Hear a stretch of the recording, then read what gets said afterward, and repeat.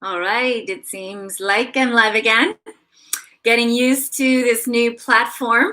Lori Jean here. And it is Monday, November 16th. So we're in the middle of the second last month of 2020.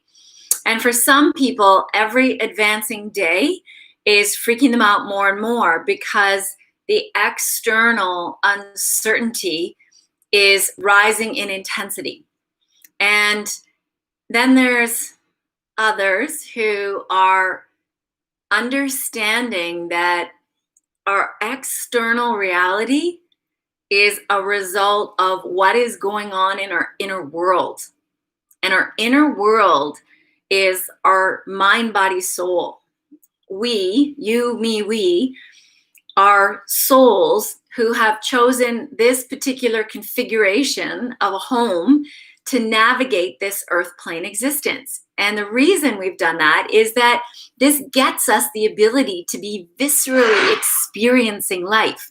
So we can be seeing, hearing, touching, tasting, smelling, experiencing all that there is on this earth plane. And the contrast, it is the contrast that is where our greatest experience occurs. And so we have this forever home. And it is. You can change your mailing address. I just did. I just moved clear across my country and relocated and changed my mailing address and changed everything external in my life. The reason I was able to do that with so much joy is because I've spent a lot of time the last few years going deep, deep, deep inside my own inner world and finding what doesn't serve in there. And mostly, to be really simplistic about it, finding and feeling my fears and facing them. And on the other side of that is this unfettered peace and joy and trust in myself, trust in my soul, trust in the larger experience energetically that is there that I've never felt since I was probably a little kid. And that's part of why I wanted to start sharing my experiences, because I know a lot of people are really tangled up in the weeds, tangled up in the low vibrational weeds of the drama that is occurring in the external world. So, the first thing I say is turn off that TV, turn off that device. Those information sources are strictly there to freak you out, keep you in uncertainty, and make you feel that fear. But it's not your fear, it's theirs.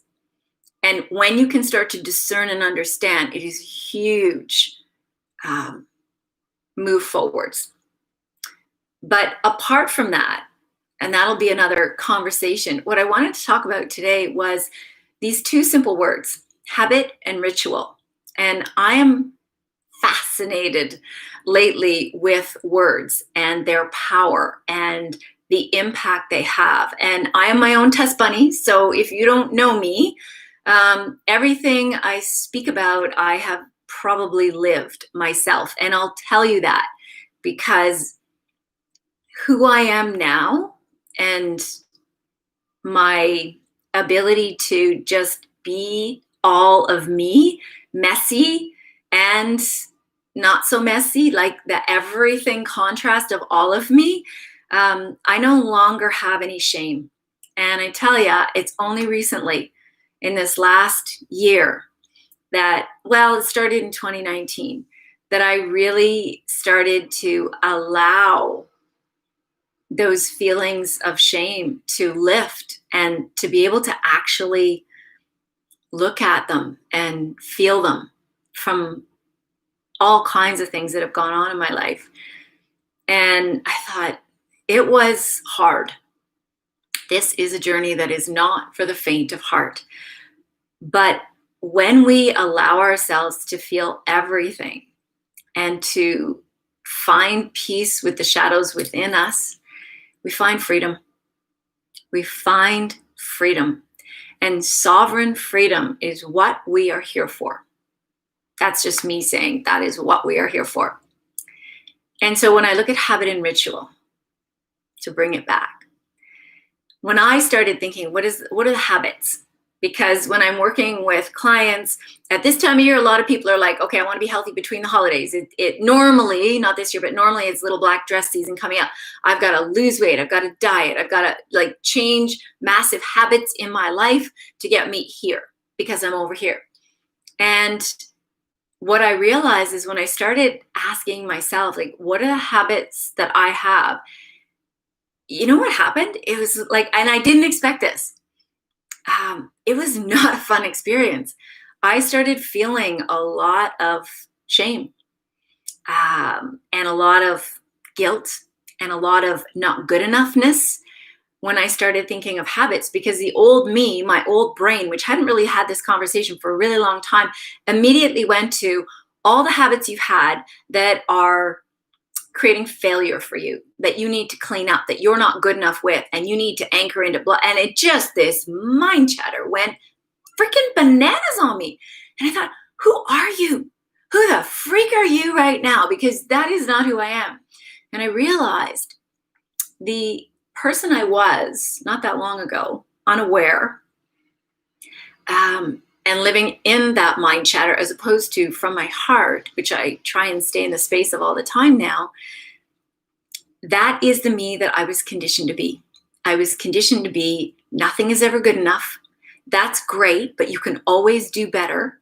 And you always have to be changing your habits to do more, to do more, to be more, to weigh less, to have more muscle, to be more fit, to be more accomplished, to be a better partner, a better mother, a better spouse, blah, blah, and on and on and on.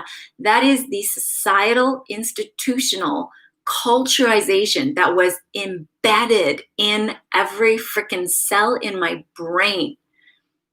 And the unwinding of all of that, which I'm clearly still on the journey on, has been a glorious journey. It is very hard. It is not easy. It is 100% worth it. And so I'm asking you, when you think of habits, what comes to mind for you? Is it not a good feeling? Is it a feeling of critical? Is it a mind chatter that goes into all your bad habits that you must change? Is that the first thought that comes to mind? These are all my bad habits, as opposed to these are all your good habits. Where does your mind go at the very, very beginning of that conversation? Now, pivot. Word ritual. When I said that word for me this weekend, when I was thinking about this, I was like, oh, ritual for me is nourishing. It's self-love. It's self-care. It's rich. It's lush. It's such a beautiful, positive, experiential feeling. And I was like, whoa, 2 words in theory representing the same thing. Those things that we engage in the course of our day to anchor us into the essence of who we really are, right? Like our habits and our rituals are the things we do that make us feel safe. In our essence, habits and rituals, whatever word you want to use, it's the stuff we do to make us feel safe. And safety is a massive other conversation. But for now, for example, I get up in the morning. My dogs know this. They know the ritual. And I'll share with you guys.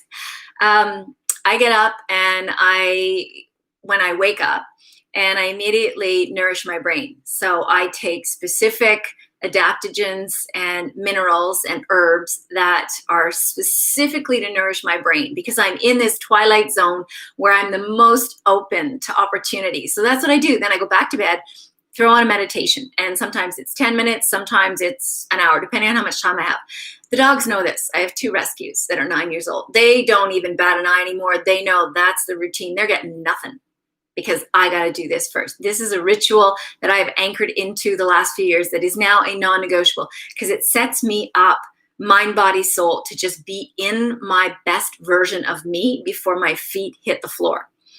But what's happened is they know that as soon as the meditation is over and they hear that deep, like, finishing breath, all of a sudden they scooch up and they're right in my face, like right there, and boom. So I started singing them songs, because when I was a mom to some beautiful little kids of mine, I always walked into their bedroom in the morning singing them some kind of wake-up song. I would sing them at night, a song to sleep, and in the morning, I always walked in the room singing a song. And so, and even when they were like in their teens moaning and groaning, I would sing them a song. So I sing the dogs a song, and they know that's the ritual where they start getting all wiggly and jiggly, and then off we go, and then downstairs, and they go out, they get their food, everything's good there. First thing I do is self-reducing. That's a ritual that has nourished my gut health that went sideways a couple of years ago with some health issues. And it's become this really beautiful, tasty, exciting thing to do in the morning, and then plug in the kettle and all the rest of it. So there's things I do that just make me feel so good and so happy and so grounded in my own self. And when I use the word ritual, it feels so positive and so reinforcing and so wonderful. But if I look at it as a habit, I think, oh crap, I've been doing that for so long. Should I change it? Because habits are never meant to be anchored into forever and ever and ever. You always got to change them. You always got to change them. So my message to you is to ask you that question that I asked myself this weekend. When you think of the things you do in the day to make you feel safe, consciously or unconsciously, and I'll just segue there. If you have habits that are not the healthiest, know that those are things that your body, well, your mind decided were needed in order for its perceptual safety to be there. So binge eating at night, substance use and abuse right now, which is on the rise. I think it started at the beginning of the COVID-19 with the wine and the Netflix at night. Those are habits that are coping mechanisms that are your mind's attempt to deal with feelings inside that feel too big, that feel too overwhelming. But nevertheless, they are things you do that are in your own way, consciously or unconsciously, helping you feel safe. So try and think of the word habit, write down all the habits you have, and see where your mind goes. Are you judging your habits as good or bad? I have them and I like them, I'm going to keep them, or I got to get rid of them.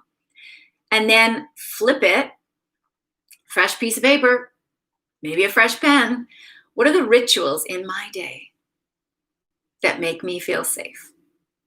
And see what the energetic is around that simple thing.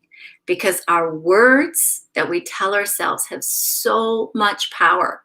So why not take advantage of not the negative side of it, but the positive side of it, where we can start to learn the language of our soul and our body that's been trying to talk to us, all of us, for a very, very long time, and start to say, okay, I'm on board. It's time to learn a new language. So I invite you to try this fun little exercise, see what happens, and see how it impacts your thinking around how you want to show up in this now moment and in every now moment between here and the end of 2020. And if there's things that you are currently doing in your day that maybe it's time to say, you know what, that ritual served me. And with love, I'm now ready to park that in the attic of my mind, in the file cabinet of my mind, as something that was along my journey. But for this now moment and for the next now moment, I have another ritual that I'm going to begin instead, because that's where I'm at right now, and that's what's going to serve me better. So with that, blessings, thank you, and speak again soon.